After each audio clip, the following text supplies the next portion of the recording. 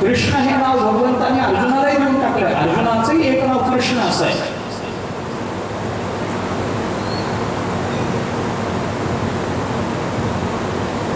आपलं विश्वंभर हे नाव आणि सुदर्शन चक्र हे अस्त्र हे सोडून भगवान आपलं सगळं आपल्या सख्याला देऊन टाकतात, आपल्या भक्ताला देऊन टाकतात. विश्वंभर हे नाव भगवान कोणालाही देत नाही, सुदर्शन चक्र कोणालाही देत नाही. हे दोन कायम भगवंताजवळ राहणार, बाकी सगळं देऊन टाकलं. आपल्या भक्तांना सगळं देतात भगवान. या दोन गोष्टी देत नाहीत, याचं कारण या दोन गोष्टींचा त्रास जास्त आहे म्हणून भक्ताला देत नाही. सह ख्यायते इति सखा. कृष्ण बलराम जोडीत सांगतो आपण, कृष्ण अर्जुन जोडीत सांगतो, भगवान श्रीकृष्ण उद्धव जोडीत सांगतो आपण. जोडीनं नावं आली तर त्यांच्यामध्ये सख्यत्व मानलं पाहिजे. कृष्ण सुदामा जोडी आहे, त्यांच्यामध्ये सख्यत्व आहे. एक नाव घेतलं दुसरं आठवावं लागलं, सख्यत्व नाही. सुदामा ब्राह्मण वंश आहे. सांदीपनी ऋषींच्या आश्रमात त्या दोघांचं सख्य झालं, परंतु तो कसा आहे याचं वर्णन सांगताना भगवान शुकाचार्य सांगतात, कृष्णस्य आसीत सखा कश्चित ब्राह्मणो ब्रह्मवित्तम. ते ब्रह्मवित्तम आहेत सुदामदेव, विरक्त आहेत, इंद्रियांवर त्यांनी विजय मिळवलेला आहे, ते प्रशांत आहे आणि ते जितेंद्रिय आहे.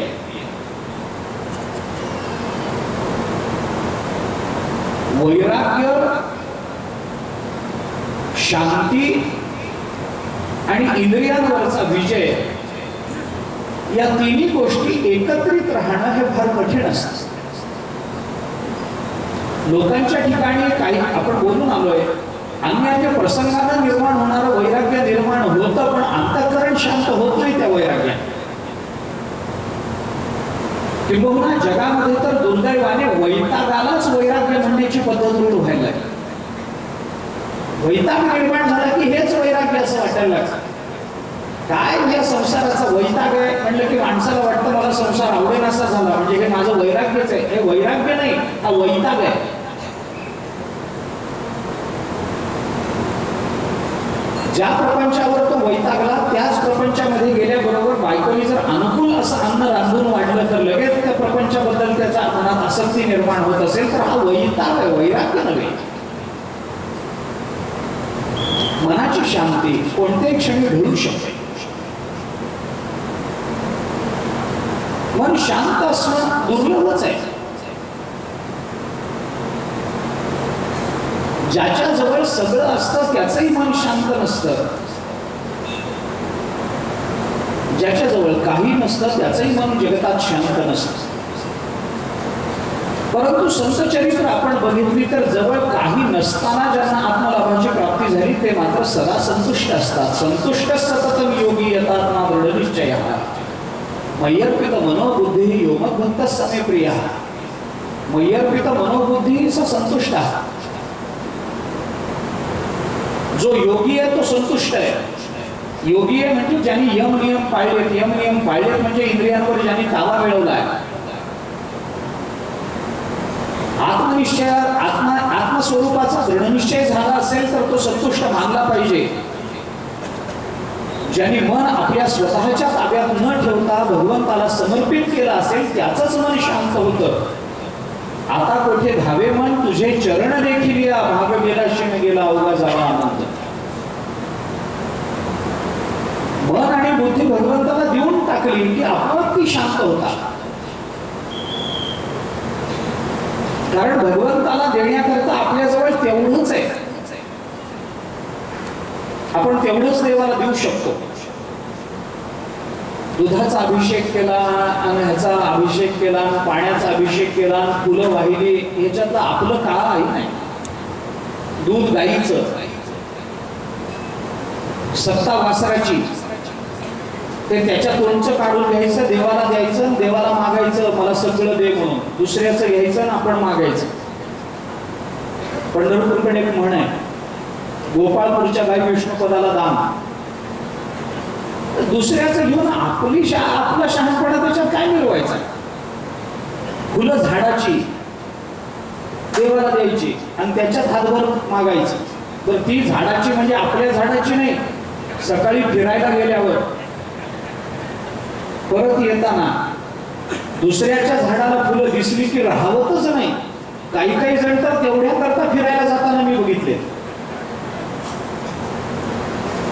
फिरणंही होतं आणि फुलंही तोडणं होतं. पण कुणाची? ज्याने ते झाड वाढवलं, ज्याने रोज पाणी घातलं, त्याला विचारायचंही नाही. ती फुलं तोडून आणायची, देवाला हार घालायचा आणि मग म्हणायचं देवाने मला काय दिलं पहा. कशा करता? देवाला देण्याकरता आपलं म्हणून आपल्याला जे मिळालंय ते आपलं कर्म आहे, ते आपण देवाला देऊ शकतो. आपलं कर्म भगवत चरणी समर्पित करणं याच्यासारखी दुसरी भक्ती नाही. तया सर्वात्मका ईश्वरा स्वकर्म कुसुमांची वीरा पूजा केली होय अपारा तोषा लागी.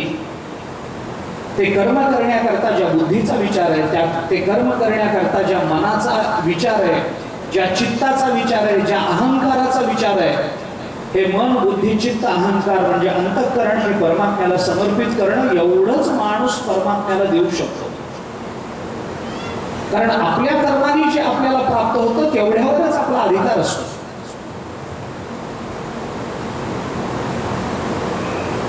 आपल्याला जे मिळतं ते आपल्या प्रारब्धानुसार, आपल्या कर्तृत्वानुसार जर मिळत असेल तर जे मिळतं त्याच्यामध्ये अत्यंत आनंदी राहणं हा देव दुर्लभ असा सद्गुण सुदामदेवाजवळ भागवताने दाखवून दिला. आपण परवाही बोललो, सगळ्यांच्या जीवनात सर्व काळामध्ये अनुकूल परिस्थिती निर्माण होते असं नाही.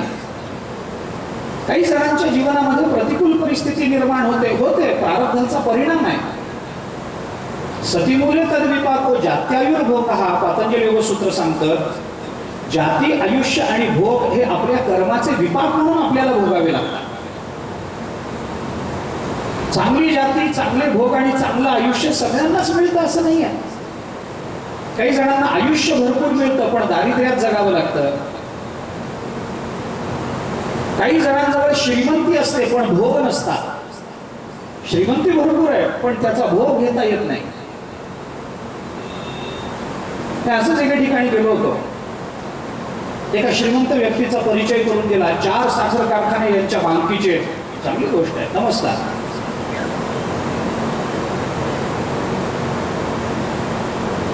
नमस्कार चमत्कार झालं, बोलणं झालं. दूध घ्या म्हणून आग्रह केला, म्हणून दूध आणून दिलं. म्हणून मी त्यांच्याही कपामध्ये साखर टाकायला गेलो तर ते म्हणले नको नको नको नको. म्हणलं का? ते म्हणले डायबिटीस आहे. म्हणलं 4ही साखर कारखान्यांना काढी लावा. संपत्ती आहे पण भोग नाही तो. पण काही जणांना संपत्ती हे आहे, भोगही आहेत पण भोगावे तितकं आयुष्यच मिळत नाही. सगळंच अनुकूल निर्माण होईल असं नाही. म्हणून सर्वांच्या जीवनामध्ये सगळी अनुकूलता नसली तर माणसाला संघर्ष करावा लागतो. म्हणून हा जो संघर्ष प्रतिकूल परिस्थिती बरोबरचा संघर्ष नसतो. ऐका, मी परवाही बोललो, आज मी पुन्हा बोलतो. पुनरावृत्ती झाली, मला क्षमा करा, परंतु पुन्हा बोलतो कारण याची आवश्यकता आहे.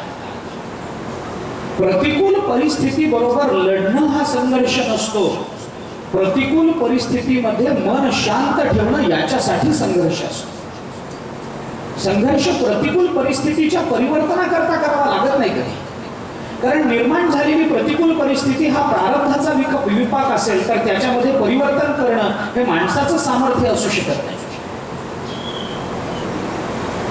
कर्म जे फल देतं त्या फलामध्ये परिवर्तन करणं माणसाचंच काय, ब्रह्मदेवाला जमलं नाही. माणसाचं काय करता? त्याला सुद्धा त्याची कर्म भोगावी लागली आहेत. ज्ञानोबरांनी म्हटलंय, परियसी गवारा सादर कर्मे निर्वंश झाले सगर भिल्ले बिंदिले शारंगधर झाला पुरंदर सहस्त्रनयन. कर्मे श्रीराम वनवासा गेला, कर्मे रावण क्षयो पावला, कर्मे दशरथ वियोगे मेला, वियोग घडला सीतादेवी. हे सगळं कर्माने होत असेल तर देवाला ती परिस्थिती बदलणं जमलं नाही. परिस्थितीचं परिवर्तन व्हावं याच्यासाठी आपण काही करू शकत नाही. पण जी परिस्थिती प्रतिकूल म्हणून निर्माण झाली त्याच्यात आपल्या चित्ताची समाधानता किंवा आपल्या चित्ताचं समाधान अबाधित ठेवणं, याच्याकरता माणसाला संघर्ष करावे लागतात. आणि त्या संघर्षानं मनाबरोबरच्या त्या युद्धात आपला विजय जर झाला आणि आपलं मन जर शांत झालं, तृप्त राहिलं, तर परिस्थिती बदलली असं आपल्याला वाटतं. बदलत परिस्थिती नसते, बदलत असतं मन. संघर्ष असतो मनाबरोबरचा. तुकोबाराय म्हणतात, रात्री दिवस आम्हा युद्धाचा प्रसंग, आंतरबाह्य जग आणि मन युद्ध ते खरंय. व्यक्तीचं व्यक्तीबरोबर असणारं युद्ध खरं नाही, देशाचं दुसऱ्या देशाबरोबर असणारं युद्ध खरं नाही. खरं युद्ध ते जे आपलं आणि आपल्या मनाबरोबर चालू आहे. त्या मनावर ताबा मिळवणं हे सुदामदेवाने केलं होतं. फार श्रीमंती नव्हती, उलट दारिद्र्यच होतं, चांगलं काही नव्हतं. पण भगवंताने आपल्याला जे दिलेलं आहे त्याच्यामध्ये आपलं समाधान आहे. कारण देव आपल्याला तेवढंच देतो जे सांभाळण्याचं सामर्थ्य आपल्या ठिकाणी असतं. परमात्मा वेडा नाही, देव वेडा नाही, वाटेल तेवढं वाटेल त्याला द्यायला. अयोग्य माणसाच्या हातामध्ये नको ते पदार्थ द्यायला देव वेडा नाही. त्याला कळतं कोणाच्या हातात काय द्यावं. माकडाच्या हातात कोली देत नाही देव. त्याला माहिती आहे वानराला जर हातामध्ये मशाल दिली तर सगळ्या गावाची लंका का व्हायला वेळ लागत नाही. देव देत नाही. माणसं तक्रार करतात, बघा त्याला 2 लाख मिळाले, मला 200च मिळाले. ही तक्रार करून चालत नाही. त्याला 2 लाख मिळाले कारण त्याच्याकडे 2 लाख सांभाळण्याची बुद्धी आहे म्हणून देवाने तेवढे दिले. तुला 200 सांभाळण्याची बुद्धी आहे, तुला तेवढंच मिळणार.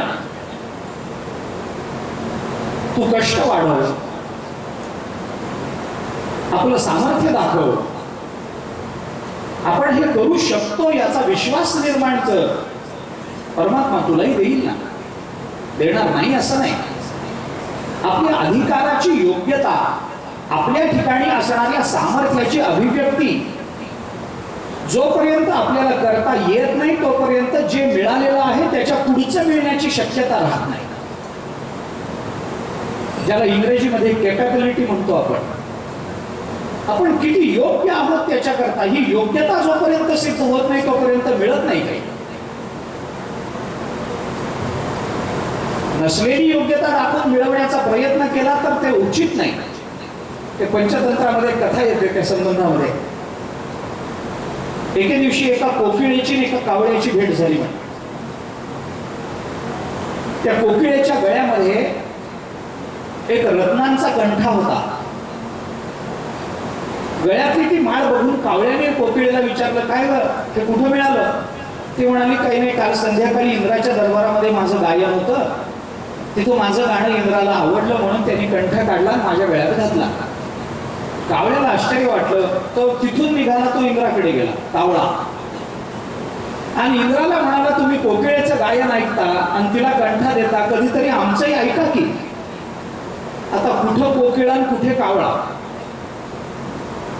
आता इंद्र बिचारा संकोचला. एखादा जर म्हणतच असेल, नाही नाही मला तुम्हाला गायन ऐकवायचं, ऐकाव बाबा, बसतो. इंद्राने सभेमध्ये कावळ्याला आमंत्रित केलं. आता कावळा गायला, काय गायला असेल देव जाणे. आणि दुसऱ्याच्या पिंडावर जगणाऱ्यांना काय चांगलं गाता येत असेल, काय गाता येणार.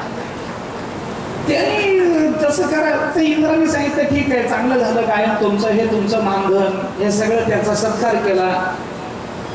त्यांनी सांगितलं, तुम्ही माझा सत्कार केला, माझं गायन तुम्हाला आवडलं, पण खरं सांगू का, आज मी एकटाच गायलो, तुम्ही आमचं मंडळ बोलवा, एका दिवशी आमच्या मंडळाचं गाणं ऐका, मग तुम्हाला कळेल खरं गाणं काय असतं ते. इंद्राने सांगितलं, असं विचारलं, असं मंडळ आहे तुमचं? म्हणे फार चांगलं मंडळ आहे आमचं गाणाऱ्यांचं. म्हणे कोण कोण आहे? कावळ्याने सांगितलं, पंचतंत्रात आलं, अहंश जंबुकश्चैव लंबग्रीवा खरस्तथा दर्दुरा शुकरश्चैव षडेते गानतत्पर. अहंश जंबुकश्चैव, मी एक आहे, कोल्हा एक आहे, उंट एक आहे, गाढव आहे, बेडूक आहे आणि डुक्कर आहे, आमच्या 6 जणांचं मंडळच आहे.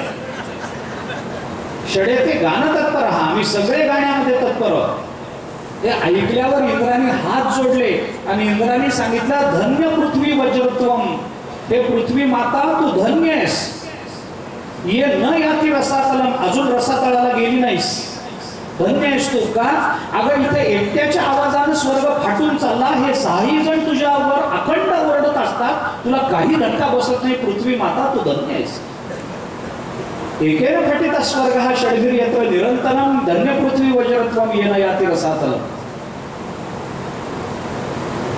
अधिकार नाही का त्याची अपेक्षा करावी? जे आपल्या अधिकाराचं आहे ते आपल्याला मिळणारच आहे. अधिकारात असलेली वस्तू चालून येते, अधिकारात नसलेल्या वस्तूचे प्रयत्न व्यर्थ ठरतात. प्रतिकूल परिस्थिती निर्माण झाली तरी प्रशांत मनस राहणं हा सुदामदेवांचा स्वभाव होता. विरक्त इंद्रियार्थेषु प्रशांतात्मा जितेंद्रिय. कोण वर्णन करतं? भगवान शुकाचार्य वर्णन करतात. सामान्य माणूस वर्णन करत नाही. माणसाने माणसाचं वर्णन केलं, याच्यात वर्णनासारखं काही नसतं. मोठ्यांचं महात्म्य मोठ्यांना कळतं. श्रीमंताला एखादा श्रीमंतच ओळखू शकतो. वैकुंठ गुरुवासी गुरुवर्य महाराज दृष्टांत द्यायचे. एका माणसाने 10-5 कोटीचा हिरा आपल्या अंगठीत बसवला, मंदिरामध्ये दर्शनाला गेला. दर्शन झाल्यावर त्याला ते आतमध्ये खतखत होते, कुणाला तरी दाखवलं पाहिजे, कौतुक करून घेता आलं पाहिजे ना हिऱ्याचं. म्हणून मंदिराच्या बाहेर आला, भिकारी बसला होता, त्या भिकाऱ्याला दाखवला, बघ नवीन अंगठी गेली. भिकारी म्हणाला, वा वा. श्रीमंताने विचारलं, कितीचा असेल हिरा? भिकारी म्हणाला, असेल 10 रुपयाचा. कारण त्याची गाडी 10च्या पुढे जात नाही, तो काय कौतुक करणार आहे त्याचं? ज्याला तो हिऱ्याची पारख आहे, ज्याच्याकडे असे अनेक हिरे आहेत, त्यांनी म्हणावं, अहो माझ्याकडे खूप हिरे आहेत, पण असा हिरा माझ्या जवळ नाही आहे, तर ते कौतुक आहे.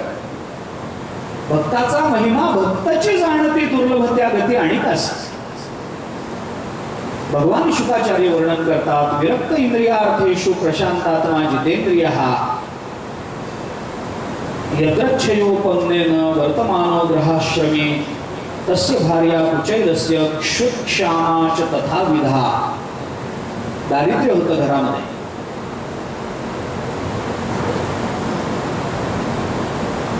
एके दिवशी खायला काहीही मिळालं नाही म्हणून त्याची पत्नी, तिचं नाव सुशीला म्हणून काही ठिकाणी आलंय. सुदामदेवाच्या पत्नीचं नाव सुशीला, अर्थात स्वाभाविक आहे, ती सुशील आहे म्हणून तर सुदामदेवाचं चरित्र आहे. आणि सुदामदेवासारख्या प्रशांत आत्मा असणाऱ्या, जितेंद्रिय असणाऱ्या, विरक्त असणाऱ्याला पत्नी मिळेल ते सुशीलच मिळेल. ती सुशीला आहे. एके दिवशी थरथर थरथर थरथर कापत ती आली आणि तिने आपल्या पतीला प्रार्थना केली, ननु ब्रह्मन भगवतः सखा साक्षात श्रियः पती. अहो तुमचा जो सखा आहे कृष्ण म्हणून तुम्ही वारंवार त्याचं नाव घेता, कृष्ण कृष्ण कृष्ण करत असता, हा साक्षात श्रियः पती, हा साक्षात लक्ष्मीचा पती आहे. तुम्ही त्याला शरण जा. ब्रह्मण्यश्च शरण्यश्च भगवान सात्वतर्षभा. तुम्ही त्याला शरण जा.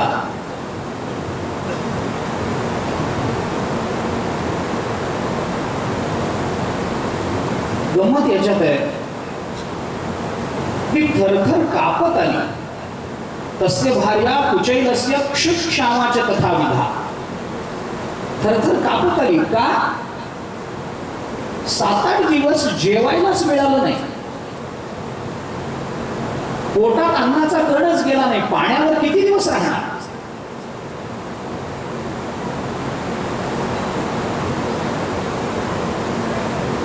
फार दिवस राहता येत नाही.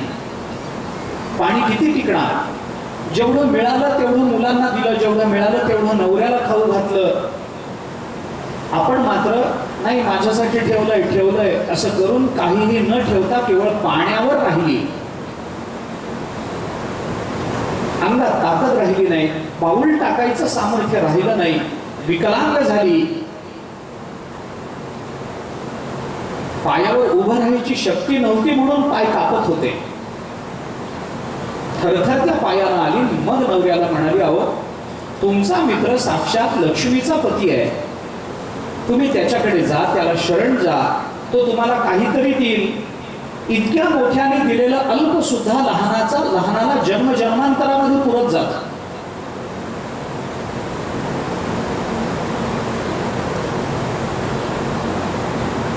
हत्ती जेव्हा घास खातो तेव्हा त्या घासातला थोडासाच भाग जमिनीवर पडतो, पण मुंग्यांना 2-3 वर्ष पुरत राहतात. हत्तीच्या अन्नातला थोडा भाग जमिनीवर पडतो, पण मुंग्या त्याच्यावर 3-4 वर्ष जगतात, ते आपल्याकडे घेऊन जातात, त्यांचं आयुष्य चालत राहतं त्याच्यावर. मोठ्यांनी अल्प दिलं तरी ते अल्प लहानाकरता खूप मोठं असतं. तुम्ही जा, शरण जा, ब्राह्मण म्हणून तो तुम्हाला काही दक्षिणा देईल ना, त्याच्यामध्ये आपलं पुष्कळ निभावून जाईल. हे ती बोलली.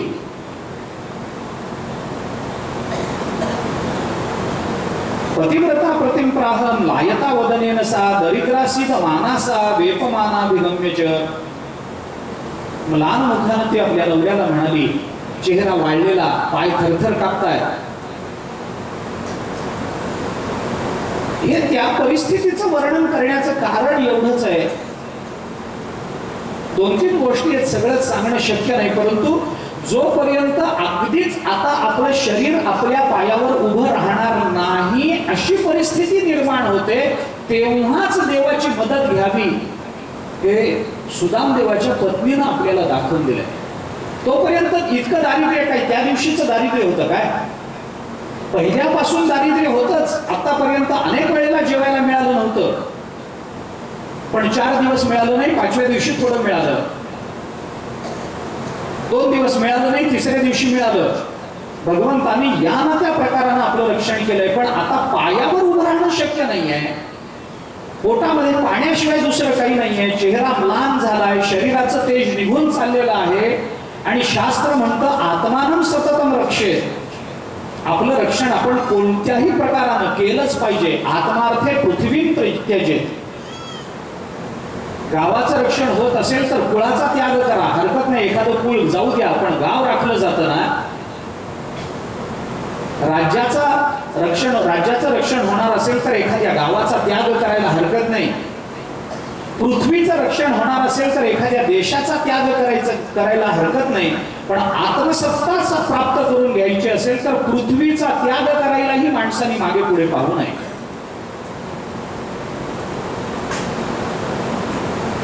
आत्मा सततम रक्षेत. जोपर्यंत आपल्या अंगात ताकद आहे, जोपर्यंत मिळण्याची शक्यता आहे, देवासमोर जाऊन पाया पडून गिडगिडायचं नाही. आपल्या कर्तृत्वानं आपण मिळवायचा प्रयत्न करायचा. त्याच्याकरता जर थोडं आपल्याला काही थांबण्याची, संयमाची अपेक्षा असेल तर थोडा संयम ठेवायचा, थोडा धीर बाळगायचा. धैर्यानं बदललेलं प्रारब्ध जास्त आनंद देतं. संयम ठेवला तर प्रारब्धाच्या परिवर्तनाची अपेक्षा ठेवता येते. आम्ही संयमच ठेवत नाही. शबरीचं चरित्र आपण पहा, संयमाची केवढी परीक्षा आहे, पण संयम ठेवला म्हणून रामचंद्र प्रभूंच्या कृपेला पात्र आहे. आम्हाला संयमच नाही.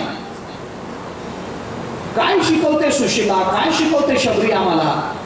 ही चरित्र कथेमध्ये ऐकायची आणि तेवढ्यापुरता आनंद मानायचा आणि कथा छान झाली नाही, हे काहीतरी शिकवतात आपल्याला ही व्यक्तिमत्व. आम्हाला संयम नाही. मी अनेक वेळेला हे सांगतो, मी याच्याकरताच आता विचार जास्त प्रकर्षानं मांडतो. बघा तुम्ही, संयम राहत नाही. लहान मुलांना संयम नाही, घरात संयम नाही, पुरुषांना संयम नाही.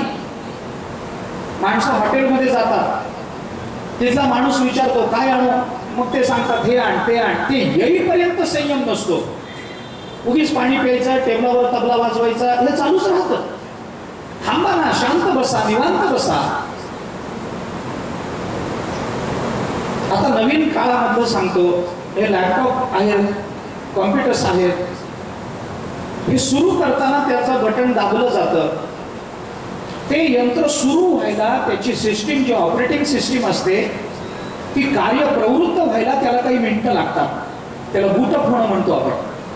ते सुरू व्हायला थोडा वेळ लागतो, पण तेवढ्या वेळ माणसाला बसत नाही, खटके दाबत बसतो. खट खट खट खट खट. तू कितीही दाबलेस तरी ते जेव्हा सुरू व्हायचंय तेव्हाच होणार आहे बाबा. पण संयम नाही, थांबायची तयारी नाही. किती वेळ लागणार आहे त्याला? 1 मिनिट, 1.5 मिनिटाचा वेळ बूटअप व्हायला लागतो कम्प्युटर. 1-1.5 मिनिटाचा वेळ लागतो, पण तेवढाही संयम आम्ही दाखवत नाही. हे बटन दाबून बघ, ते बटन दाबून बघ. सगळी बटणं एका काळात एका क्षणात दाबली तरी सुद्धा त्याला सुरू व्हायला तेवढाच वेळ लागणार आहे. कशा करता ती अस्वस्थता पाहिजे? कशा करता? आपल्याला मिळणाऱ्या फलाचा आनंद आपल्याला अधिकाधिक मिळावा याच्याकरता मधला काळ संयमाचा असतो. पाय थरथर कापतायत, चेहरा म्लान झालाय, पोटामध्ये अन्नाचा कण नाही आणि आपलं शरीर आता जवळजवळ जाण्याच्या बेतात आहे. सगळं शरीराचं तेज निघून चाललेलं आहे. त्या वेळेला सुदाम पत्नी म्हणते देवाकडे जा. तोपर्यंत म्हणत नाही ती दारिद्र्य असू नये की देवाकडे जा, काहीतरी मागा, त्याला आता मिळालंय पण अजून मिळावं याच्याकरता मागा नाही. ज्या अर्थी देवाने आपल्याला आतापर्यंत दिलंय त्या अर्थी देवाने आपलं रक्षण केलंय, आपल्याला तेवढंच उचित होतं म्हणून देवाने दिलंय. पण आता राहवत नाही, आता जगणं मुश्किल झालं, अवघड झालं, मग आता देवाकडे जा. हे सगळं सांगण्याच्या मागे हा भाव शुकाचार्य व्यक्त करतात. पतिव्रता प्रतिप्राह म्लायता वदने नसा. वदन म्लान झालंय, जा. सुदामदेव विचार करतात काय करावं, जावं का न जावं. बायको म्हणते जा. तिच्या भूमिकेतून पाहिलं तर तिचं म्हणणं योग्य आहे. मी कर्तृत्व शून्य आहे असं नाही, पण माझ्या प्रारब्धातच जर दारिद्र्य लिहिलेलं असेल तर कदाचित आता गाजवलेलं माझं कर्तृत्व माझ्या पुढच्या जन्माच्या प्रारब्ध परिवर्तनाकरता निमित्त ठरेल. पण माझं पूर्व कर्तृत्व हे तितकंच चांगलं नसेल कदाचित, म्हणून आज माझ्या वाट्याला दारिद्र्य आलं असेल. निर्माण झालेल्या परिस्थितीतलं दुःख दूर करणं हे फक्त विचारानेच शक्य असतं. विचारच माणसाला संपन्न बनवतात, विचारच माणसाच्या ठिकाणी धीर निर्माण करतात. म्हणून विचार करायला संत आपल्याला वारंवार सांगतात, विचारा वाचून न पविजे समाधान. विचार करा, त्याच्याशिवाय समाधान नाही. सारासार विचार करा, उठा उठी नामधरा कंठी विठोबाचे. सारासार विचार करा, सारासार विचारिता भ्रांती ते पाही असारता. सारते स्वभावता नित्य जाणे. ज्ञानोबा बोलतात, विचारिता निरसले प्रपंच सहजे सांडवले मग तत्वता. तत्व उरले ज्ञानी असे विचाराचा परिणाम आहे. विचारोनी अहंकार सांडीजे मग असतीच वस्तू होई जे. आपुलीच स्वस्ती सहजे आपण केली विचाराचा परिणाम आहे. आपुलीच स्वस्ती आपण करायची असेल तर विचारोनी अहंकार सांडीजे. विचार करा, अहंकाराचा त्याग करा. कोणत्या अहंकाराचा त्याग करायचा याचाही विचार करा.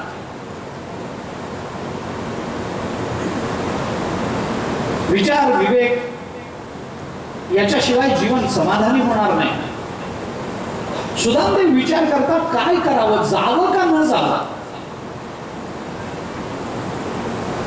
बायकोच्या भूमिकेतून बघितलं तर आपण गेलं पाहिजे, तिचं म्हणणं बरोबर आहे. पण केवळ आपल्या तुच्छ शरीराच्या रक्षणाकरता आपण या त्रैलोक्याच्या अधिपतीच्या दारात जाऊन भीक मागायची पटत नाही. एकतर माणसाने मागू नये. 2 गोष्टी सांगतो. एकतर माणसाने मागू नये. मागायचंच असेल तर मोठ्यांकडे असं मागावं की पुन्हा मागायची वेळ येऊ नये. मागूच नाही. एकतर हात पसरणं अतिशय वाईट आहे. हात पसरी जिणे देख त्याची. नाथ महाराजांनी म्हटलंय परमात्मा वामन अवतारातला, पण झोळी पसरली म्हणून त्याला वामन रूप, ठेंगण रूप प्राप्त आलंय. लहान झाला तो जगाच्या दृष्टीत. मागू नये. भिक्षा पात्र अवलंबिणे जळो चिणे लाजिरवाणी ऐसी असे नारायण उपेक्षिजे संत तुकोबारांचं वचन. भिक्षा झोळी पसरणाऱ्यांच्या जीवनाला काडी लागावी म्हणतात तुकोबारा. काय मागून मिळतं? शास्त्रांनी चिंतन केलंय, मागणं मागणाऱ्यांच्या जीवनातून 5 देवता निघून जात असतात. शास्त्र बोलतं मला द्या असं माणूस म्हणाला की द्या म्हणण्याकरता तोंड उघडावं लागतं. द्या आ झाला त्याचा की उघडलेल्या तोंडातून त्याच्या जीवनातल्या 5 देवता निघून जातात. देही इति वचनं श्रुत्वा देहस्था पंचदेवता मुखम निर्गत्य गच्छन्ति श्रीहि ह्रीहि धीहि धृतया कीर्तया. देही मला द्या असं ऐकल्याबरोबर देहस्था पंचदेवता, देहात राहणाऱ्या 5 देवता उघडलेल्या तोंडातून शरीराचा त्याग करतात. श्री निघून जाते, ह्रीहि लज्जा निघून जाते, धीहि बुद्धी निघून जाते, धैर्य निघून जातं आणि मागणाऱ्यांची कीर्ती नेहमी त्याला सोडून जाते. मागणाऱ्यांची कीर्ती या जगतामध्ये चांगल्या अर्थाने प्रसरत नाही. श्रीहि ह्रीहि धीहि धृतयः कीर्तयः मुखम निर्गत्य गच्छन्ति. त्याला सोडून जातात. मागू नये. सुदामदेव विचार करतात काय करावं. बायको म्हणते तेही बरोबर आहे, मागू नये असं शास्त्र सांगतं तेही बरोबर आहे. मग बायको बरोबर आहे का शास्त्र बरोबर आहे? आत्ताच्या माणसाला विचारून बघा, का रे बाबा बायको बरोबर का शास्त्र? त्याचं उत्तर ठरलेलं आहे. तो काय म्हणेल? काय म्हणेल? सगळ्यांचे अनुभव सारखे असतात. सगळ्यांना तुमचा गौरवच आहे, तुम्ही चिंताच करू नका.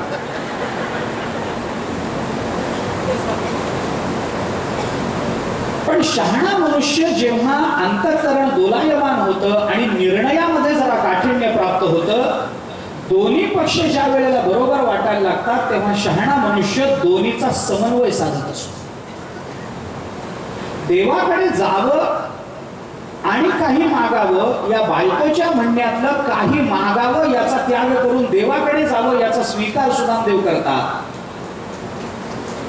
समन्वय साधतात. 2 पक्ष आहेत.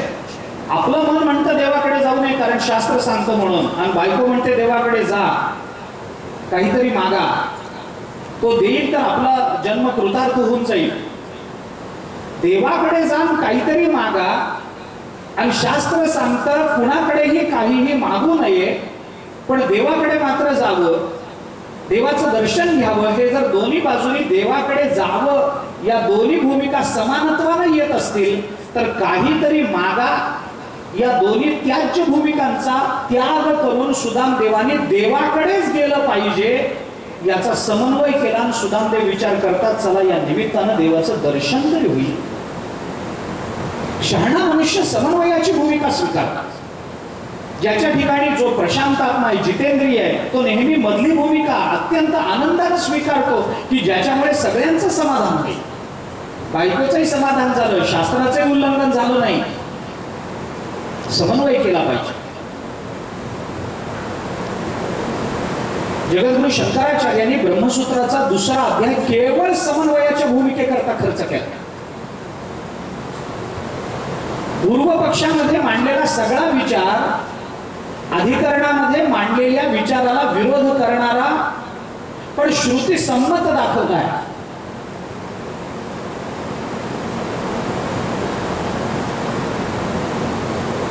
आणि त्याचा उत्तर पक्ष करताना आचार्यांनी श्रुतीचा अर्थ जर विरोधी येत असेल तर तो कसा केला पाहिजे, याचा समन्वय कसा केला पाहिजे याच्याकरता ब्रह्मसूत्राचा 2रा अध्याय खर्च झाला. ब्रह्मसूत्राच्या 2ऱ्या अध्यायाला समन्वय अध्याय म्हणतात. समन्वय करता आला पाहिजे.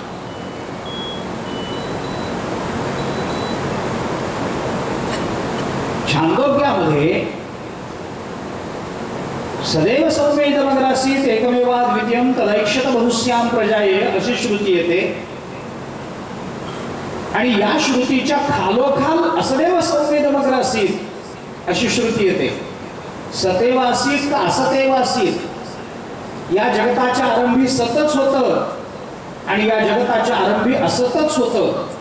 विरोधाला ना श्रुतींमध्ये समन्वय करायला पाहिजे. सत आणि असत हा जर विरोध असेल तर या विरोधाचा समन्वय आचार्यांनी भाष्यामध्ये करून दिला.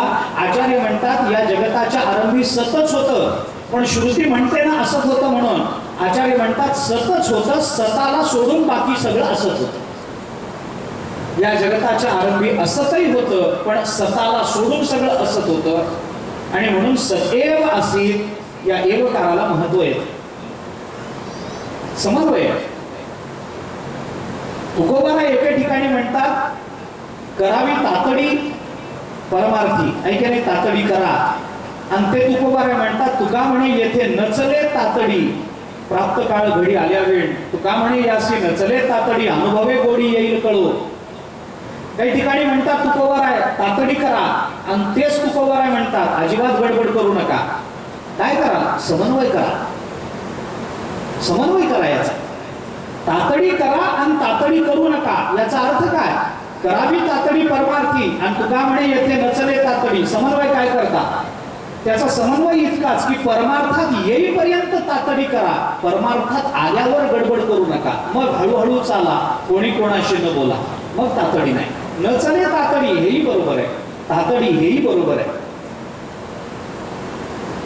बोलणारा ब्रह्मरूप आहे आणि त्याच्या मुखातून जर विरोध बाहेर पडत असेल, विरोधी विधानं बाहेर पडत असतील, तर ती विरोधी विधानं वेगवेगळ्या काळाची प्रतीक म्हणून स्वीकारावी लागतात आणि त्यांचा समन्वय करावा लागतो. सुदामदेवानी समन्वय केला. बायको म्हणते देवाकडे जा, काहीतरी मागा.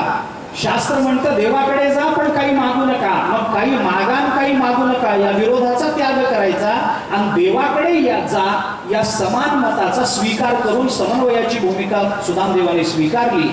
आणि सुदामदेव विचार करतात चला या निमित्तानं भगवंताचं दर्शन तरी होईल ना. या भगवत दर्शनाकरता बायको आपल्याला जर आग्रह करत असेल तर अशी बायको मिळाली यासाठी देवाला पुन्हा पुन्हा धन्यवाद दिले पाहिजे. जी पत्नी देवाकडे जा याचा आग्रह करते, देवदेव काय करत बसला असं म्हणत नाही.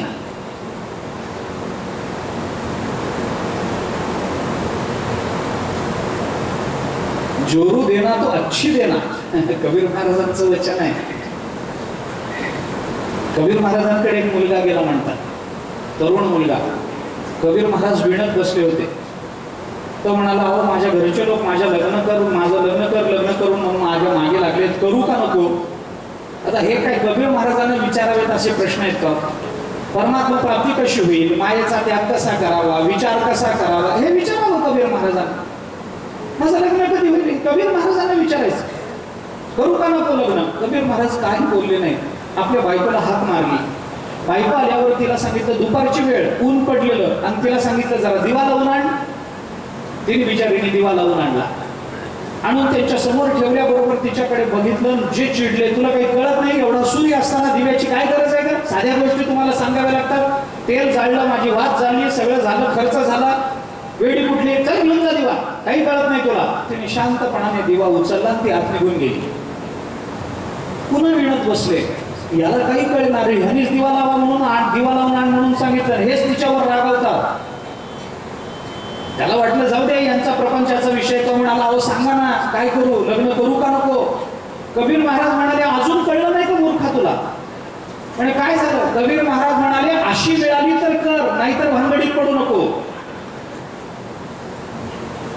नाहीतर त्या भानगडीत पडायचं नाही. सुदामदेवाला आनंद वाटला, आपली पत्नी आपल्याला जा म्हणून सांगते. ठीक आहे. सुदामदेव विचार करतात मी निघतो. त्याने आपल्या पत्नीला सांगितलं मी जातो, तुझा आग्रह आहे तर मी तिथपर्यंत जातो. परंतु त्यांच्याकडे गेल्यानंतर त्या भगवंताला समर्पित करण्यासारखी काही वस्तू असेल आपल्या घरामध्ये तर ती दे, कारण तो परमात्मा आहे. रिकाम्या हाताने त्याच्याकडे जाऊ नये असं शास्त्र सांगतं. रिक्त पाणीर्न पश्येत राजानं देवतां गुरु.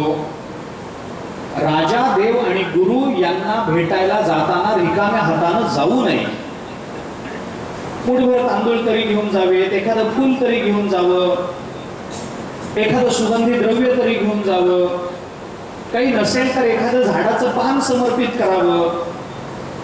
अगदीच काही नसेल तर 8 आणे 12 आणे 4 आणे रुपया 10 पैसे काहीतरी खिशामध्ये असेल ते त्यांच्या समोर ठेवावं.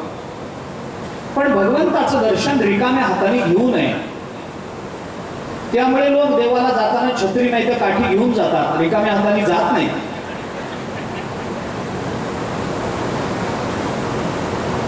रिक्त पाणीर्न पश्ये, बघू नये देवाला, रिकाम्या हाताने जाऊ नये. काहीतरी द्यावं, काहीतरी समोर ठेवावं. विचारांबद्दल विकल्प आहेत, परंतु काही ठिकाणी असं वर्णन आलंय की आजारी माणसाला भेटायला जाताना आपल्या परिचयात जन्माला आलेल्या बालकाच्या पहिल्या दर्शनाला जाताना आणि मित्राचं लग्न झालेलं असेल तर नवपरिणित अशा त्या मित्राच्या पत्नीला भेटताना, देवाकडे जाताना, राजाकडे जाताना आणि गुरुकडे जाताना, या 6 जणांकडे जाताना रिकाम्या हाताने जाऊ नये.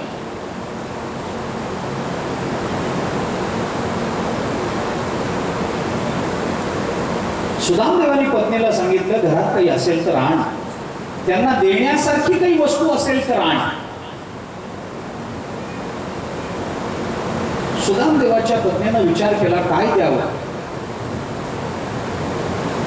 काही द्यावं म्हटलं तर घरात काहीच नाही, आणि देवाला देण्यासारखी वस्तू जर आमच्या घरात असती तर ती वस्तू विकून आम्ही आमचा उदरनिर्वाह चालवला असता, देवाकडे कशाला गेलो असतो.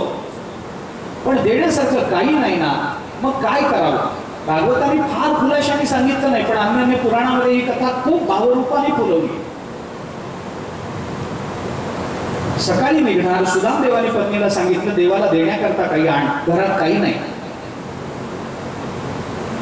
सुदामदेवाची पत्नी आपल्या शेजाऱ्यांकडे गेली. तिची शेजारी सकाळच्या वेळेला पोहे पाखडत बसली होती. सुदामदेवाची पत्नी तिथे गेल्याबरोबर ती शेजाऱ्यांची भडकली. काय आलीस का सकाळी तोंड दाखवायला, काहीतरी पाहिजे असेल, भिका मागितल्याशिवाय जगायचंच नाही असं ठरवलंय काय तुम्ही. आणि आमचं नशीब तरी कसं असेल की मागणारेच आमच्या बाजूला येऊन राहतात. नाही ते बोलले. सुदामदेवाच्या पत्नीच्या डोळ्यात पाणी आलं. काय परिस्थिती आहे आपली. दैवाने आपला अपमान करावा आमचं काही म्हणणं नाही, कारण दैव अपमान करेल तर आमचं कर्म तसं असतं. पण जिथं जावं तिथं अपमानच वाट्याला यावा काय. जेथे जावे तेथे कपाळ सरीसे. जिथं जावं तिथं अपमान व्हावा आमचा. सुदामदेवाच्या पत्नीनं तिला सांगितलं, रागव नका. ती म्हणाली, मग काय रागव नको तर काय करू. काही असलं की रिकामी वाटी घ्यायची, आमच्या घरी यायचं. काही झाले की हात पसरायचा, पदर पसरायचा. किती दिवस असं जगणार आहात.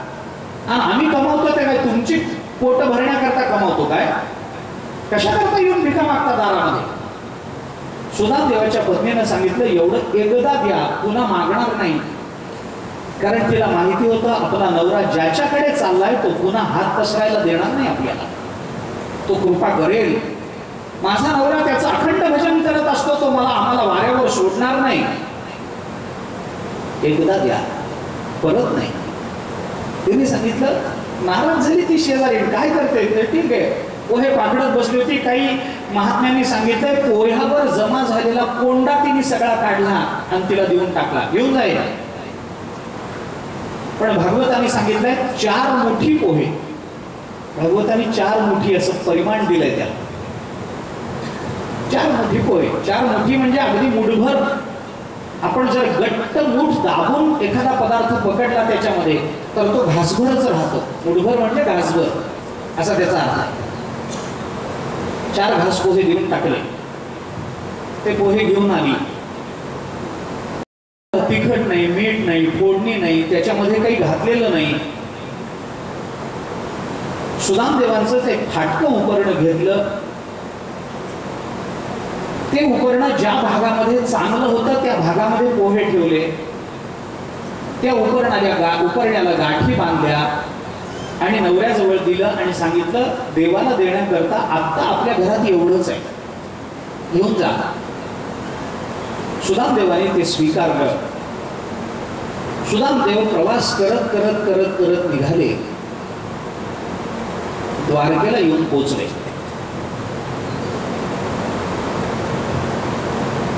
आतापर्यंत त्यांनी नगर पाहिलं नव्हतं, मोठे प्रासाद पाहिले नव्हते, रंगीबेरंगी घरं पाहिली नव्हती, इतक्या दारिद्र्यात जीवन गेलेलं. विस्मय वाटला. भागवताने सांगितलं ते तसेच भगवंताच्या महालापर्यंत गेले, पण संतांनी थोडस वेगळं काही सांगितलंय. उत्तरेमध्ये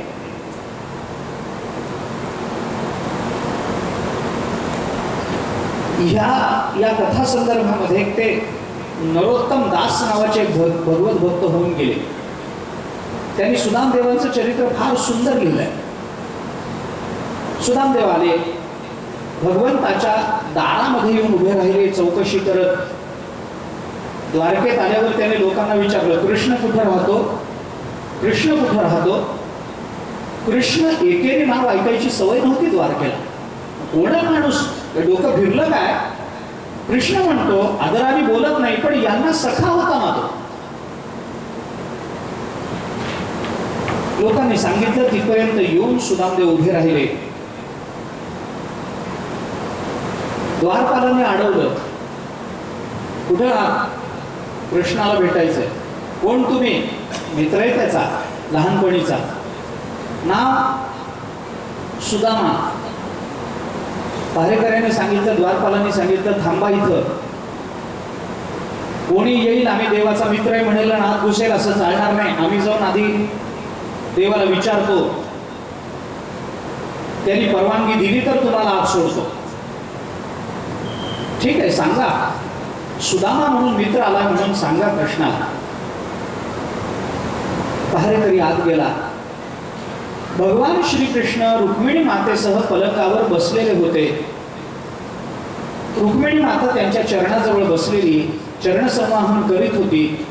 द्वारपाल आल्याबरोबर भगवंताने द्वारपालाला विचारलं, का रे, का आलास. द्वारपालाने जे वर्णन केलं ते गोड वर्णन आहे. द्वारपाल त्यांना सांगतो, शीस पगा न झगा तनमे, डोक्यावर पगडी नाही, देवाकडे जाताना रिकाम्या डोक्याने जाऊ नये. दोन्ही अर्थाने. शीस पगा न झगा तनमे, अंगावर वस्त्र नाही, कारण नव्हतंच, उपर्ण पांघरून आलेले ब्राह्मण देव, घालायला काहीच नव्हतं. त्यांना आम्ही विचारलं, कुठल्या गावाहून आला, तर अरु जाने को आई बसई के ही ग्रामा. अरे कुठून आले तेही काही सांगत नाही. धोती फटीसी लटी दुपटी अरुपाय उपान की नाही सामा. धोतर फाटलेलं आहे, चालून चालून पाय थकलेले आहेत, पायावरती पायातल्या चपलांचे ठसे नाहीत, खुणा उमटलेल्या नाहीत, म्हणजे यांनी कधी चप्पल वापरलेलीच नाही. चालून चालून पाय थकलेले, पायाला भेगा पडलेले आहेत, धोतर फाटलेलं आहे, उपरण फक्त अंगावर आहे, कपडे नाही, डोक्यावर पगडी नाही आहे, केस वाढलेले, दाढी वाढलेली आहे. द्वार खड्यो दुर्बल देखी रह्यो चकिसो वसुधा अभिरामा, पूछत दीन दयाल को नाम बतावत अपुनो नाम सुदामा.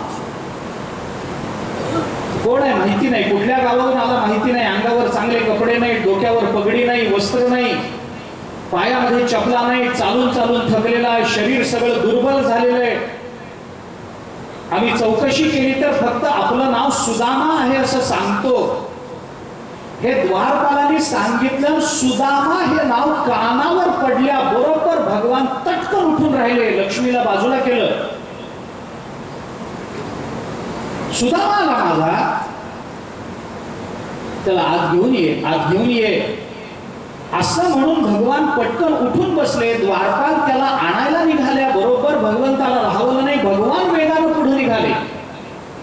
द्वारपाल पुढे गेलेला, भगवान पळत निघाले. अर्ध्या रस्त्यामध्ये भगवान श्रीकृष्णाची सुदामदेवाची भेट झाली आणि सुदामदेवाला बघितल्याबरोबर भगवंतानी काही विचार केला नाही, भगवंतानी त्याला गाढ आलिंगन देऊन टाकलं.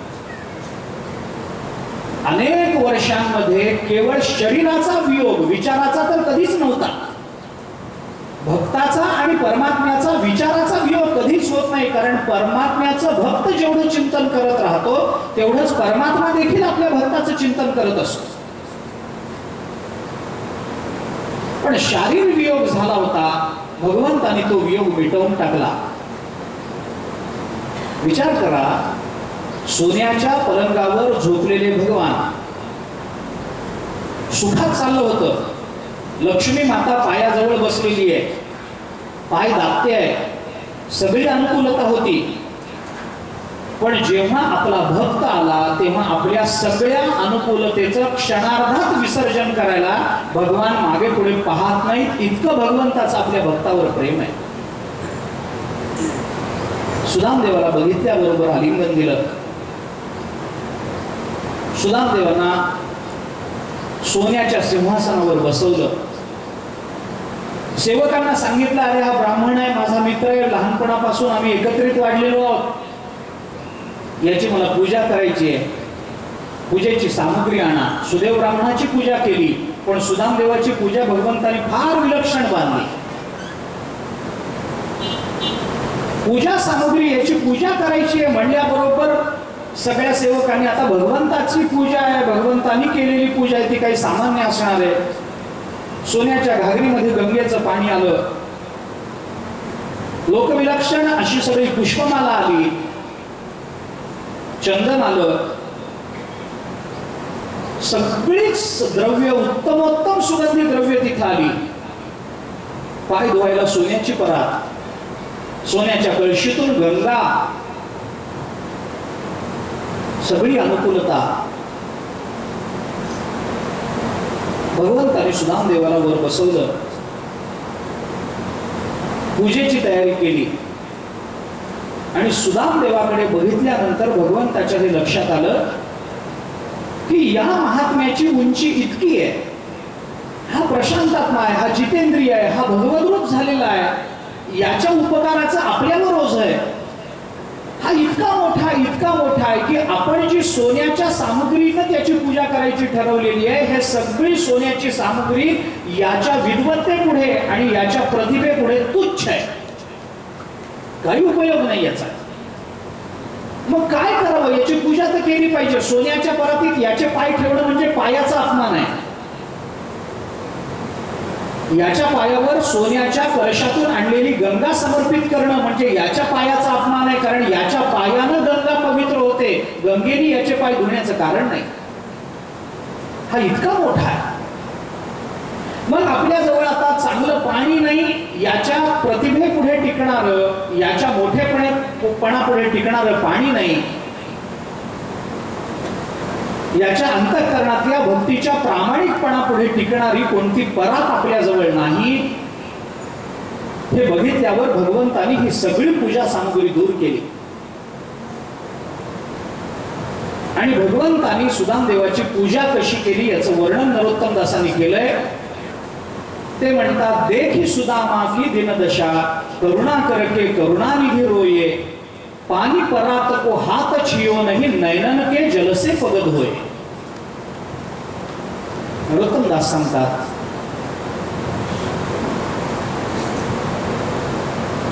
भगवंताने परात बाजूला केली, भगवंताने गंगेचं पाणी बाजूला केलं, सुदामदेवाचे पाय आपल्या ओंजळीत भगवंताने धरले, सुदामदेवाच्या चरणावर मस्तक टेकवलं आणि आपल्या भक्ताची ही दुर्बल आणि दीन अवस्था बघून भगवंताच्या डोळ्यात जे पाणी आलं त्या पाण्याने भगवंतानी सुदामदेवाचे पाय धुतले. केवढं प्रेम आहे. भक्त देवावर प्रेम करेल याच्यात नवल नाही, पण एका महात्म्याने वर्णन करताना असं वर्णन केलंय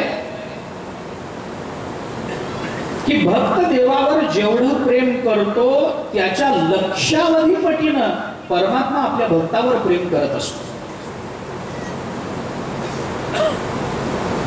सुदामदेवांचे पाय धुतले, पण भागवत म्हणतं तसं सुदामदेवांना काही दिलं नाही.